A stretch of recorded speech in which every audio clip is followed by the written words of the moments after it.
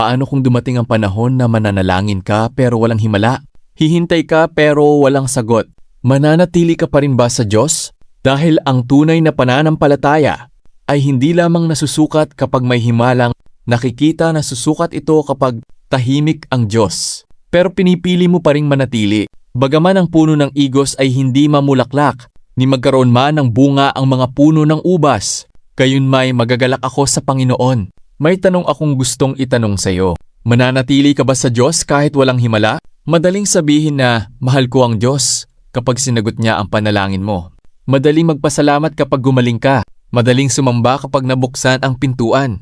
Madaling magtiwala kapag nakikita mong kumikilos ang Diyos. Pero paano kung nanalangin ka ng matagal at wala pa ring sagot? Paano kung humingi ka ng kagalingan pero hindi agad dumating? Dito nasusubok ang tunay nating pananampalataya. Dahil minsan, iniisip natin na ang presensya ng Diyos ay makikita lamang kapag may himala. Pero ang totoo, kahit walang himala, hindi ibig sabihin na wala ang Diyos.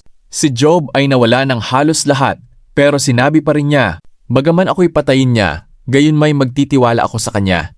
Napakalalim nito. Hindi niya sinabi, magtitiwala ako kapag ibinalik niya ang lahat. Sinabi niya sa kabila ng lahat, magtitiwala pa rin ako. Siguro ngayon may hinihintay kang himala. Pero baka ang gustong gawin ng Diyos sa iyo ay higit pa sa pagbibigay ng himala. Baka gusto niyang turuan kang magtiwala kahit hindi mo nakikita ang sagot. Dahil ang tunay na pananampalataya ay hindi lamang, Diyos, naniniwala ako dahil may ginagawa ka. Kundi, Diyos, naniniwala pa rin ako kahit hindi ko nakikita ang ginagawa mo. At dito nagiging seryoso ang tanong.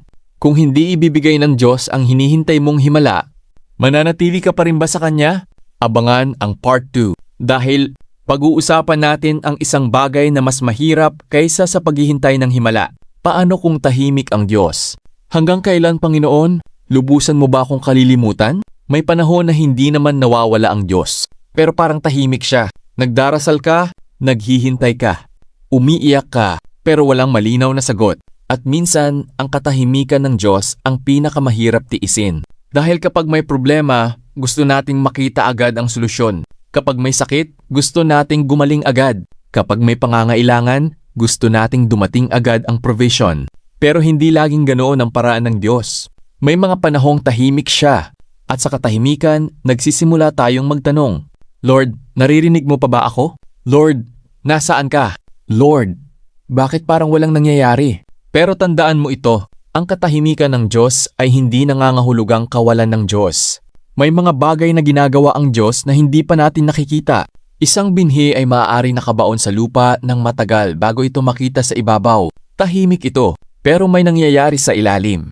Ganon din minsan ang buhay natin. Wala kang nakikitang pagbabago, pero hindi ibig sabihin na walang ginagawa ang Diyos. Baka may inaayos siya sa puso mo. Baka may inihahanda siyang bagay na hindi mo pa kayang makita. Baka may timing siya na hindi pa dumating. Kaya wag mong sukatin ang katapatan ng Diyos base sa bilis ng sagot. Ang Diyos ay Diyos kahit tahimik siya. At ang pananampalataya ay hindi lamang para sa panahon na naririnig natin ang sagot. Ang pananampalataya ay para rin sa panahon na kailangan nating sabihin, Lord, hindi ko naiintindihan, pero magtitiwala pa rin ako. Siguro hindi pa dumarating ang himala mo. Siguro tahimik pa rin ang langit, pero huwag kang susuko. Dahil maaring ang katahimikan na kinatatakutan mo ay bahagi ng proseso na ginagamit ng Diyos upang palalimin ang pananampalataya mo. Pero may isa pang mas mahirap na tanong, paano kung hindi lamang tahimik ang Diyos? Paano kung ang sagot niya ay hindi? Yan ang pag-uusapan natin sa part 3. 3 beses na nanalangin si Pablo na alisin sa kanya ang isang bagay na nagpapahirap sa kanya. Pero hindi yon ang sagot na natanggap niya. Sinabi ng Diyos, ang aking biyaya ay sapat sa iyo. Isipin mo iyon. Si Pablo ay nanalangin, paulit-ulit, pero hindi ibinigay ng Diyos ang hinihingi niya. Minsan, ito ang bahagi ng pananampalataya na ayaw nating pag-usapan. Paano kung ang sagot ng Diyos ay hindi ang gusto natin? Paano kung sinabi mong, Lord, pagalingin mo ako, pero kailangan mong maghintay? Lord, buksan mo ang pintuang ito, pero nagsara ito? Lord, ibigay mo sa akin ang bagay na ito, pero hindi ito dumating. Dito natin kailangang maintindihan. Ang hindi ng Diyos ay hindi nangangahulugang hindi Kanya mahal. Hindi lahat ng gusto natin ay pinakamabuti para sa atin.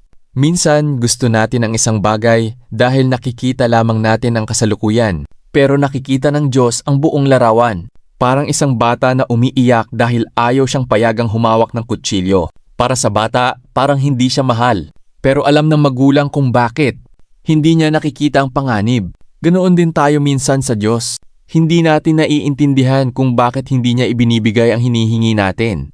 Pero maaari pa rin tayong magtiwala sa kanyang puso. Dahil ang tunay na pananampalataya ay hindi, susunod ako sa Diyos kapag ibinigay niya ang gusto ko. Kundi, susunod ako sa Diyos dahil alam kong mabuti siya, kahit hindi ko makuha ang gusto ko. Kung hindi dumating ang himala, siya pa rin ang Diyos. Kung hindi dumating ang sagot, siya pa rin ang Diyos. Kung hindi nagbago ang sitwasyon, siya pa rin ang Diyos. At marahil, ang pinakamalaking himala ay hindi ang pagbabago ng sitwasyon. Minsan, ang himala ay ang pagbabago ng puso natin habang dumaraan tayo sa sitwasyon.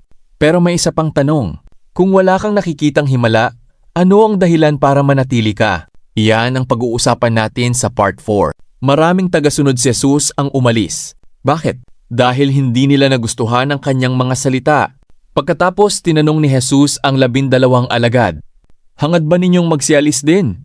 At sumagot si Pedro, "Panginoon, kanino kami magsisiparoon?" Napakaganda ng sagot na yon. Parang sinasabi ni Pedro, kahit hindi ko naiintindihan ang lahat, wala akong ibang pupuntahan. Ito ang tanong, bakit ka sumusunod sa Diyos? Dahil ba sa pagpapala? Dahil sa sagot sa panalangin? Dahil gusto mong maging maayos ang buhay? O dahil nakilala mo kung sino siya? Dahil kapag ang dahilan ng pagsunod natin ay pagpapala lamang, kapag nawala ang pagpapala, maaari ring mawala ang pagsunod natin. Pero kapag ang dahilan natin ay ang Diyos mismo, kahit magbago ang sitwasyon, mananatili tayo. Hindi sinabi ni Pedro, "Lord, mananatili ako basta ibigay mo ang gusto ko." Sinabi niya, kanino kami magsisiparoon? May mga araw na maaaring mawala ang pera. May mga araw na maaaring mawala ang oportunidad. May mga panahong maaaring hindi matupad ang plano mo. Pero huwag mong hayaang mawala ang relasyon mo sa Diyos. Dahil lamang hindi nangyari ang gusto mo. Dahil ang Diyos ay hindi lamang tagapagbigay ng himala. Siya ang Diyos na dapat nating mahalin kahit wala tayong natatanggap. Kapag may himala, sumamba ka. Kapag walang himala, sumamba ka pa rin. Kapag may sagot, magpasalamat ka.